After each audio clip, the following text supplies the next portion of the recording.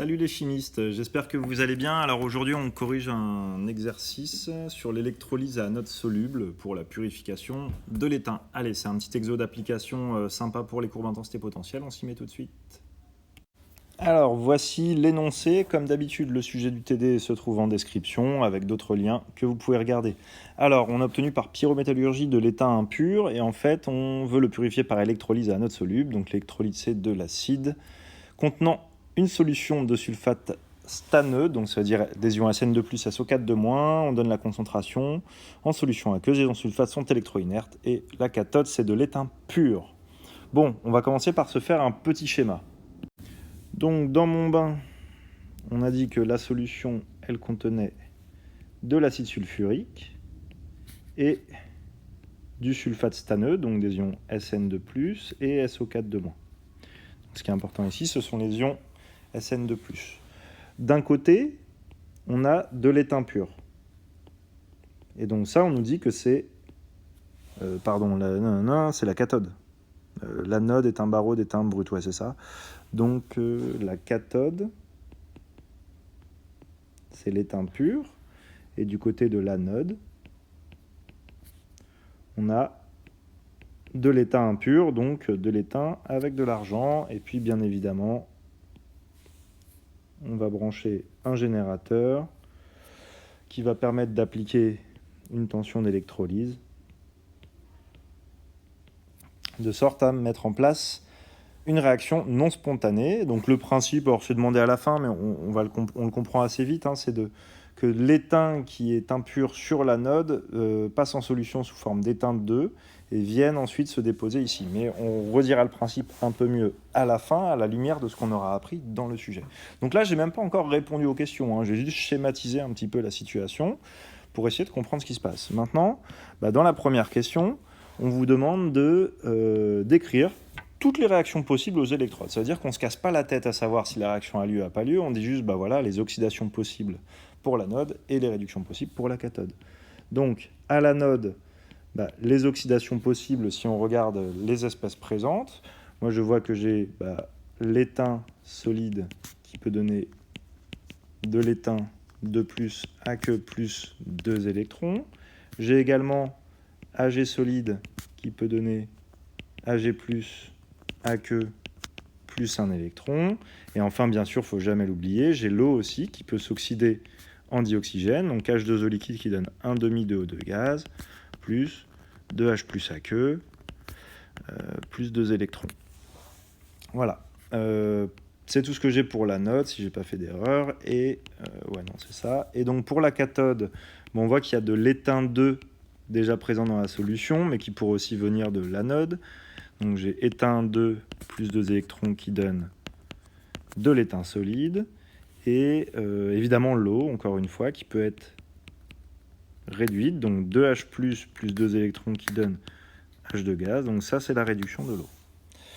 Voilà, je pense avoir oublié personne. Et on l'a dit, les ions sulfate sont électroinactifs. Ça veut dire qu'au niveau des courbilleux, ils seront en dehors du domaine d'électroactivité du solvant. Alors la deuxième question, on nous demande de placer les courbes intensité potentielle en tenant compte du pH, des données redox et des surtensions cinétiques. Alors grosso modo, ce qu'il faut voir, c'est que les couples de l'étain et de l'argent sont considérés comme rapides. Donc on aura des bonnes approximations en disant seulement la loi de Nernst en fait. Et par contre pour l'eau, il faut faire gaffe parce que ce sont les couples de l'eau qui dépendent, dont les potentiels à court nul dépendent du pH et qui présentent des surtensions. Je mentionne aussi qu'on n'a pas, par exemple, on ne vous donne pas les conditions à prendre pour le dihydrogène, le dioxygène. Vous voyez, dans la loi de Nernst, ces valeurs vont apparaître. Quand on ne vous donne vraiment rien, dans la loi de Nernst, le thermologue il joue très peu, donc on se placera dans des conditions standards et on choisira de les prendre égales à la pression standard pour les gaz. Voilà. Dans un sujet d'écrit de concours, rassurez-vous, en général, ce genre d'hypothèses, d'approximation, plutôt, sont précisées. Allez, on y va. Donc déjà, je vais calculer ces valeurs-là. Donc par exemple, pour le couple, mettons Ag plus Ag, quoique non, j'ai qu'une seule espèce du couple, donc c'est pas forcément là. Donc je vais faire le couple de l'étain, Sn2 plus Sn, je vais appliquer simplement la loi de Nernst, donc le potentiel du couple. Donc là, c'est un potentiel à courant nul que je calcule. C'est le potentiel standard plus 0,06 divisé par 2 log de la concentration en étain 2 sur C standard. Voilà. Et donc, si je fais l'application numérique, j'ai moins 0,14 pour le potentiel standard. Et puis ici, je vais du coup avoir moins 0,06, ce qui me fait moins 0,20 volts par rapport à l'électrode standard à hydrogène. Bref, ok pour ça. Maintenant, c'est les couples de l'eau où je vais regarder plus en détail. Donc le couple, mettons H2O, H2. Le potentiel de ce couple-là. Ici, donc, je calcule en quelque sorte le potentiel de décrochage, c'est-à-dire le potentiel à courant nul au-delà duquel, ou en deçà duquel, la courbe intensité potentielle va décrocher. Donc là, le potentiel standard vaut 0, donc ça va être moins 0,06 fois le pH, plus la surtension cathodique du couple H2O, H2. Attention, là, je mets plus la surtension cathodique parce que la surtension cathodique est négative. Donc maintenant, je peux faire l'application numérique. Le pH vaut 3, donc j'ai moins 0,18. Et on a dit qu'on prenait 1 volt, grosso modo, pour la surtension cathodique. Donc là, ça va décrocher vers moins 1,18 volts. On peut toujours préciser si on le souhaite par rapport à l'électrode standard à hydrogène. On ne vous en voudra pas si vous ne le faites pas ici. L'autre couple lent, c'était le couple O2H2O, qui dépend également du pH. O2H2O. Donc là, je vais avoir moins 0, Donc le potentiel standard ici vaut 1,23. Moins 0,06 pH, je le redis encore, je l'ai déjà dit, mais si vous appliquez rigoureusement la loi de Nernst, dans les couples de l'eau, vous avez la pression partielle en H2 pour le couple H2O-H2 et la pression partielle en O2 pour le couple O2H2O. Ici, je les ai prises égales à la pression standard, c'est pourquoi elles n'apparaissent pas dans les équations. Et j'ajoute la surtension anodique de ce couple O2H2O sur le conducteur correspondant. Donc là, on va trouver un potentiel pour ce couple-là qui va être à 2,05 volts.